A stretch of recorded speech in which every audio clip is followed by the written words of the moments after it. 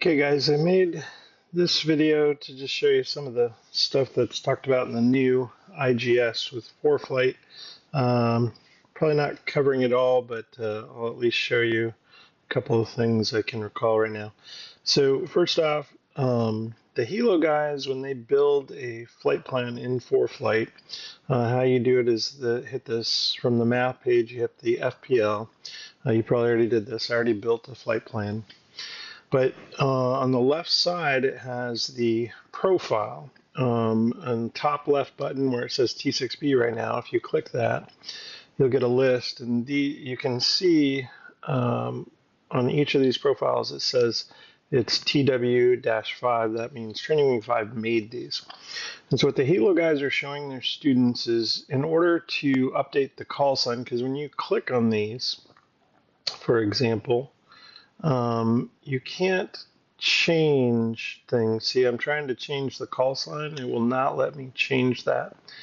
So what the Hilo guys, Dan is saying what the Hilo guys are teaching is something that's a little bit unusual to me. I'm going to show you the second way that I've traditionally done this, but I'll show you what Dan said the Hilo guys are doing.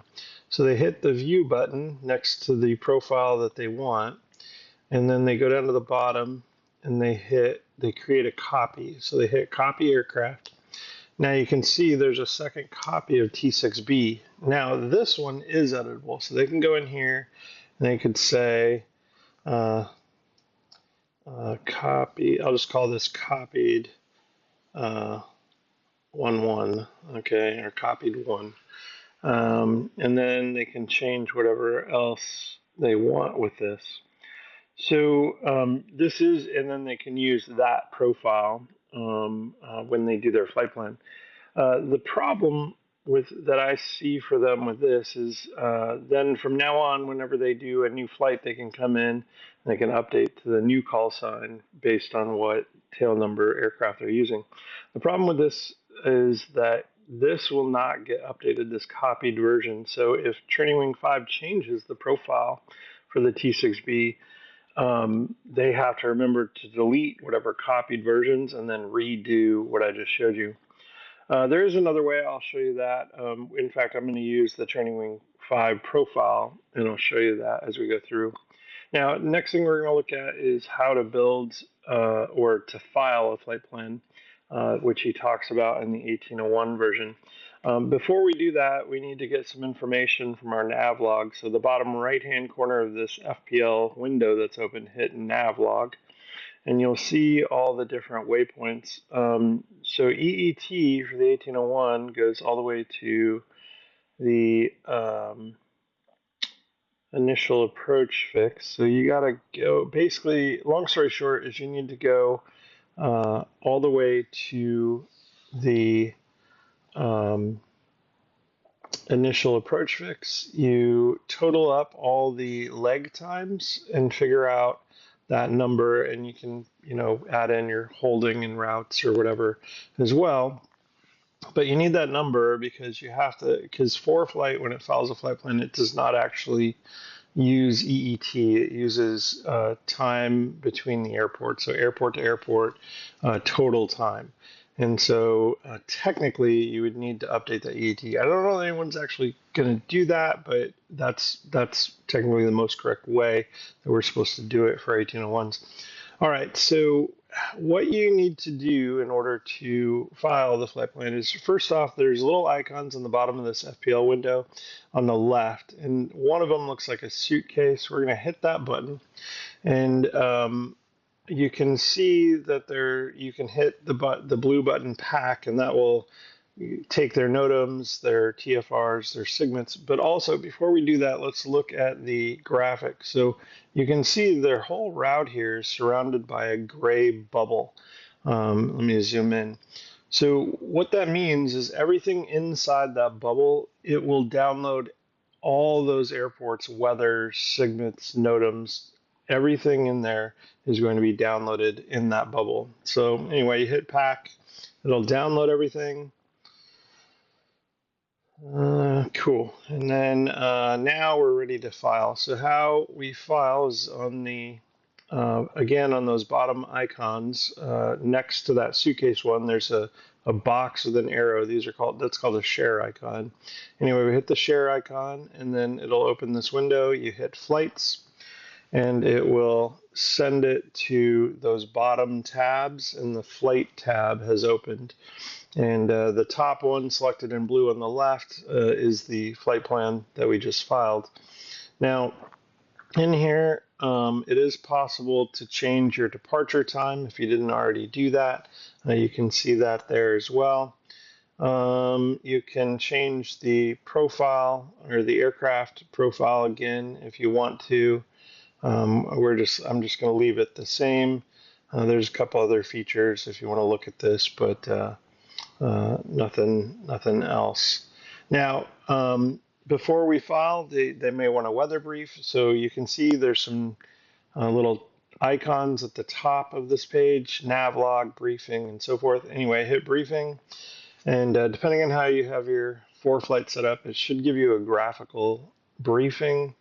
And you can see the tabs on the left. We can select adverse conditions. It looks like there's an IFR AirMet. There's a synopsis. Got some METARs. We can look at some PIREPs. There's a couple in here. And forecasts and so forth. So all the way down to even the NOTAMs as well. Anyway, and you can change it between plain text and whatnot. But anyway, we're going to hit back, and then to file, all we do is we hit in the bottom right-hand corner, we hit proceed to file. That will open up a new window, and there's several changes that need to be made. So first off is the call sign, and this is how, like I said, when you use the profile, if you use the uncopied version, the Training Wing 5 official version, without having to create the editable file, you can simply type in a call sign here. As you scroll down, there is in the en route section, they have time en route. This is where you would adjust to be EET. So I'll change it to 40. And then if you go down to the remarks section, there's additional remarks. And this is where you're making block 18 remarks. Oops. So let's see.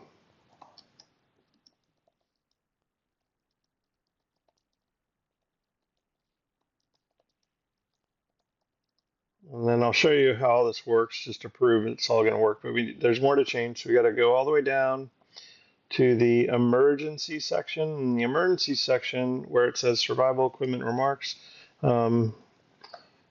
this is where your flimsy number goes if you have one. And that's it. And so you can, I'm sorry, one last thing. Then base ops email addresses go here. And I don't remember the exact one, but it's like Whiting base ops at Navy mil or whatever it is. And then just to prove that it works, I'm going to hit the share icon at the top and open it in a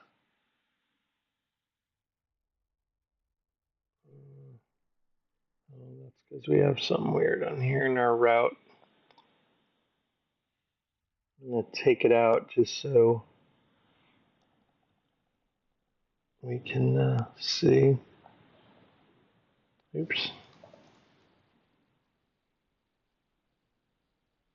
Got to put my name in there, I guess. See, and that's the other nice thing. Foreflight will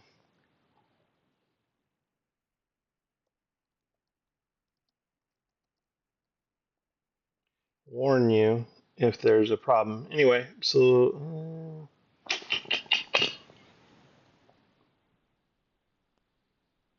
gotta take out all these.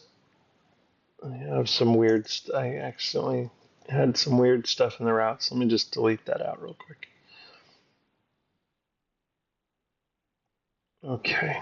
All right, that route looks right. Okay, let's try it. Okay, so it lets me prep it. Let me show you what the file would look like. So you can see the aircraft identification did change. It's got our route in there. And then you can see in the block 18 there, it has that remark I added. And then as we go further down, you can see where the flimsy number goes. And there you go. And that's how you file in the 18